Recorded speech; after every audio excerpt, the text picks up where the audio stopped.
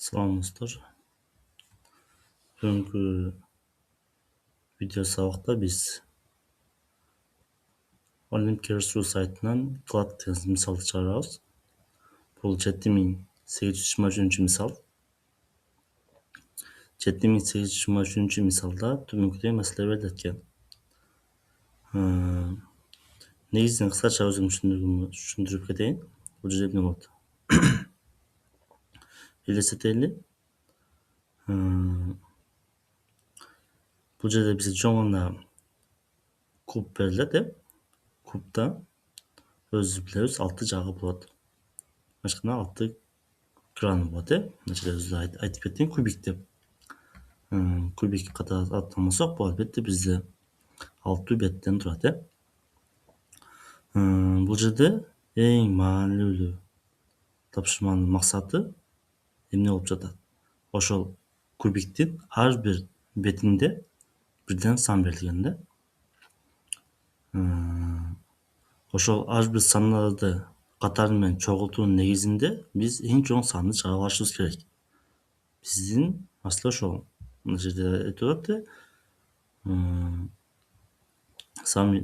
найти самое большое число, которое можно получить указанным способом. Он все-таки хочет проверить, правда ли ему сказали.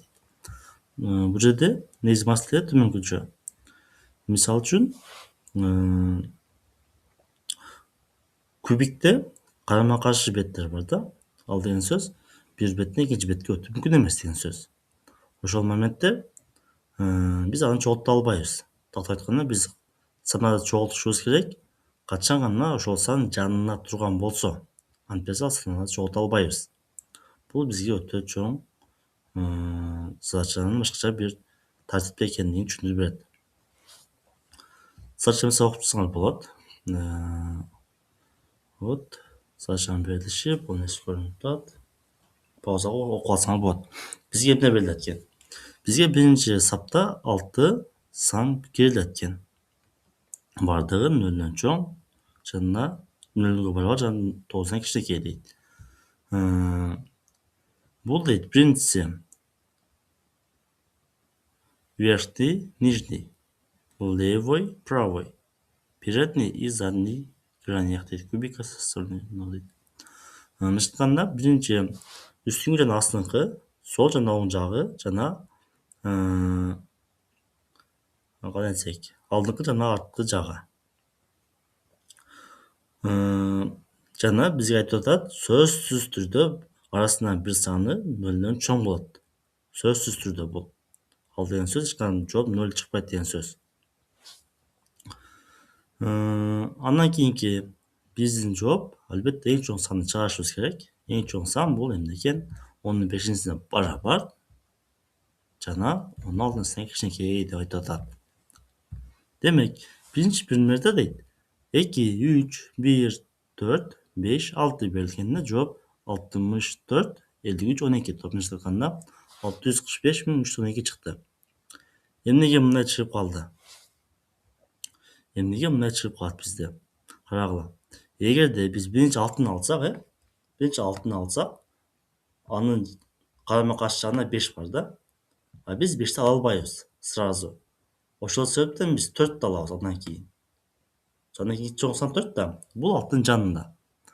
Андан кийинки сан 4-түн жанында. Бул кайсы сан? Албетте кайра обратно 5. Ошонун негизинде кийинки 5-тин жанындагы сан бул 3. Эмне себептен 1 болбойт? Аны да түшүндүрүп берем азыр. Бул 3, андан кийинки сан бул 1, андан кийин 2. Эмне себептен 3-төн кийин 1 алган жокпун? 3-төн 2 алган жокпун? Себеби 2 бул 3кө карама каршы жакта турат. Ошол себептен 3-төн кийин 3-түн жанындагы санды алам. Эми караңыздар. Эмне себептен мен 5-тен кийин, то есть мына жерде кандай болуп калды? Эмне себептен 1 алган жокмун? Себеби бул сан ала турган болсо эмне болмок эле? Кичинекей сан пайда болуп калмак. Ошол себептен аны алган жокмун. Бул биринчи маселе ушунда. Биз мүмкүн болсо чоңду жасашыбыз керек. Вот. маселенин бериши ушул. Эми бул маселени кантип чыгарабыз?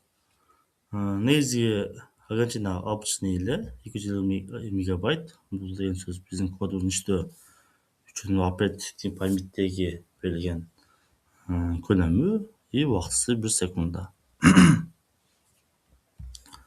Анда бул жакта биздин мен кодду буга чейин даярдап койдум. Ар бир этапына түшүндүрүп берем. Эмне себептен мындай болду, эмнеге мындай болду. Так, биринчи мен буну чалып турайын инпутту. Жөн гана дайыр кирилген текст катары эсептеп кетели. Бул биринчи пример, Эгерде биринчи примерди запуск кылган болсок, данный моментте эмне алабыз? Жооп 64 53 12. 64 53 12. Жооп дал келет. Эми биздин биринчи мына жердеги кадамыбыз эмне? Биздин сөздө бизге айтылгандай сап берилет. Бир сапта 6 сан берилет. Аларды спlit аркылуу бөлүп алып, ишкана массивге айландырып алабыз. Антип берсек массив болбойт, Андан кийин эмне кылып атам? Андан кийин мен Т деген массив түзүп алдым. Пустой массив, эч кандай кереги жок. Андан кийин цикл иштейт, 0-дөн 6га чейинки аралыкта. Бирок ар бир цикл 1ден эмес 2ден өсүшү керек. Тактап айтканда, биринчи 0 болсо, кийин 2ни кошсок 2 болот, андан кийин 4 болот. Вот ушул тартипте иштейт. Эми эмне кылдым? Эгерде дейм, биринчи саны андан кийинки сандан чоң болот болсо, орун алмаштырып койдум. Тактап айтканда, мисалы үчүн бизде 2 3 вот мына 2 3 1 4 5 6 деп берилди. Мына жерде турат экен, то есть 2 3 2 3 1 4 5 6, караңгыла. Эмне болот бул жерде? Так, мына жерден так, print берилиши бул. Андан кийин print соттолгон вариантта Т деп туруп чыгарайын. Так, запуск этем. Карагыла. Бул бизге берилиш болду, А бул жерде биринчи сорт. Бул биринчи сорт. Эмне кылдым? Мен ар бир жанындагы карама-каршысын менен салыштырып чыктым. Кимиси чоң болсо, ал биринчиге жылды. 4 менен 1ди салыштырдым. 4 чоң, ал биринчиге жылды. Андан кийин 5 менен 6ды салыштырдым. 6 чоң, 5 экинчиге өтүп калды. Ушунун негизинде сорттоп алдым. Ачканда алмаштырып алдык. Бирок эмнени байкадык? Биз жөн гана массив эмес, двухмерный массивге айландырып алдым. Аны кийинки сапта ушундай. Эмне себептен? Андан кийинки кадамда эмне кылдым? Лямбда колдонуп, анын негизинде мен дагы бир сортко ишке ашырдым. Ал сорттун максаты эмне кылат? Кийинки сорт. Бул лямбда сортту текшеребиз. Буну запуск кылабыз. Вот. Лямбда сорту эмне иш жүзүгө ашты? Лямбда сортунда ошол эле даяр болгон массивди болгону менен эң чоң элементтерини биринчиге коюп алдым. Байкадыңарбы? Биринчи 3 2 4 1 6 5 болсо, ал эми массивин двухмерный массивдегинин эң чоң элементтен турган элементтер массивини биринчиге кылып орун алмаштырып алдым. Жана негизинен бизде жөн эле сорт бул кичинекейден өсүүгө карап иштегенге байланыштуу мен аны reverse true кылып алдым дагы. Ошонун негизинде орун алмаштырып койдум. Өсүүдөн кембит тартибине карай соттоп алдык деген сөз. Андан кийин эмне болот? Негизи бул маселени чыгарууда биз эки нерсени колдонсок болот. Биринчиси обычный комбинаториканы колдонсоңор болот. Аны совет берем. Комбинаторика менен чыгарсаңар болот мисалды. Эч кандай зыян деле жок. Эч кандай неме сложный же жок. Чыгарсаңар болот. Эми карагыла. Биз эмне көрүп атабыз? 6 5 4 1 3 2. Бул жерден биз эмнени байкадык? Биз уже бул жерден маселенин эң маанилүү жерин байкадык десек болот. Эмне себептен? Себеби биз соттоп алгандан соң бизге эмне көрүнүп атат? Эң дайыма массивдин нөлүнчү элементи бул эң чоң сан. Вот. Ушул нерсени байкасак болот. Массивдин нөлүнчү элементи биз үчүн эң чоң санны берет. Вот, 6. Демек, массивдин 10 элементин алабыз дагы, буну сандын башталышы катарында эсептейбиз. Сандын башталышы. Андан кийин эмнени карашыбыз керек? Андан кийинки элемент бул сөзсүздө анын уландысы болот. Эч качан биз 6-дын жанындагы санды албайбыз. Ал мүмкүн эмес. Аны алыш мүмкүн, карама каршы багытта турат. Ошол себептен аны ала албайбыз. Вот. Бул жерде уже сразу биз 4 алабыз. Демек, бул массивдин биринчи элементинин нөлүнчүсү. Вот. Мына байкаган болсоңор, мен сразу эмне кылып атам? Нөлүнчү нөлүнчүсү жана биринчинин нөлүнчүсү деп экинчи массивдеги 4-тү алып атам. Андан кийинки кадамда биз төмөнкү нерсени эске алышыбыз керек. Биз бул жерден 4 автоматтык түрдө бирди ала албайт. Эске алабыз. Анан 4тен кийин мен 5ти койдум. 5ти коебуз, Себеби чоң сан бул 5. Бирок эске алгыла, мындай учур болуп калыш ыктымалдуулугу бар. Мисалы 6 6-нын ордуга 8 болуп, бул жер 5, а бул жер 7, андан кийин бул 3-түн ордуга 6 болуп калган болсо, анда биз бул 5ти эмес, бул 6-ны алышыбыз мүмкүнчүлүгү бар. Ошол себептен биз сөзсүз түрдө текшерүү жасашыбыз керек. Жазып атам. Эгерде 0-чү массивдин ичиндеги биринчи элементи чоң же барабар болсо, 3-чү массивдеги 0-чү элементтен. Бул деген сөз 3 менен 5ти салыштырып атам. Себеби башка сандар болуп калыш ыктымалдуулугу бар. Ошону эске алышыбыз керек. Эгерде аны ал учурда 5 чоң болуп калган учурда карадык, бул учурда ушул этапты алып коебуз. Эмне кылат экенбиз? Биринчи 5ти алабыз. Андан кийинки чоң сан бул албетте 3.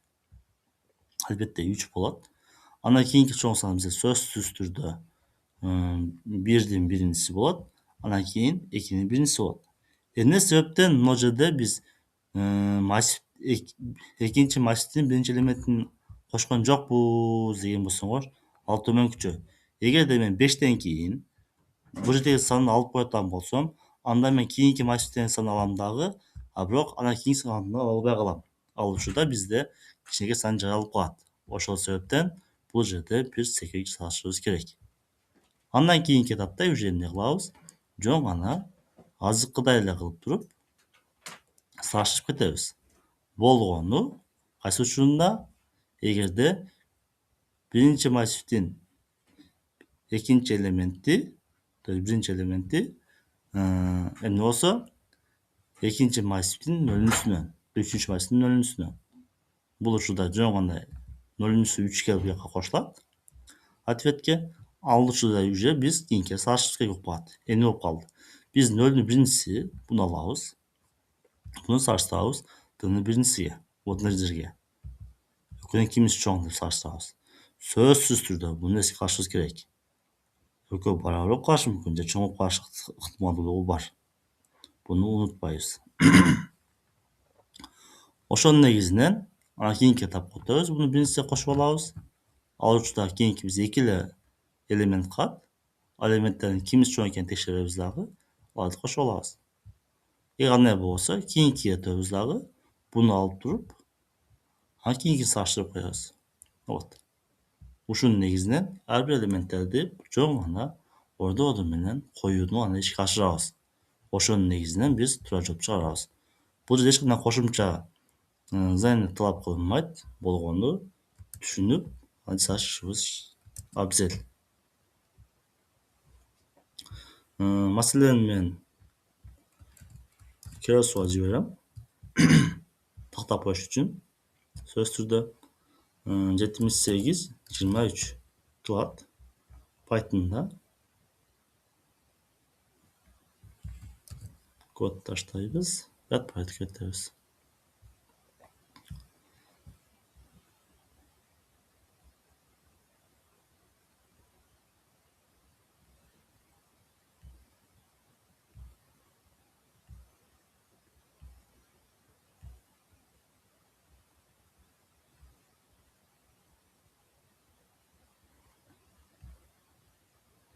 запускта турат и жооп accepted 62 миллисекундда. Бардык 20 тесттен өттү.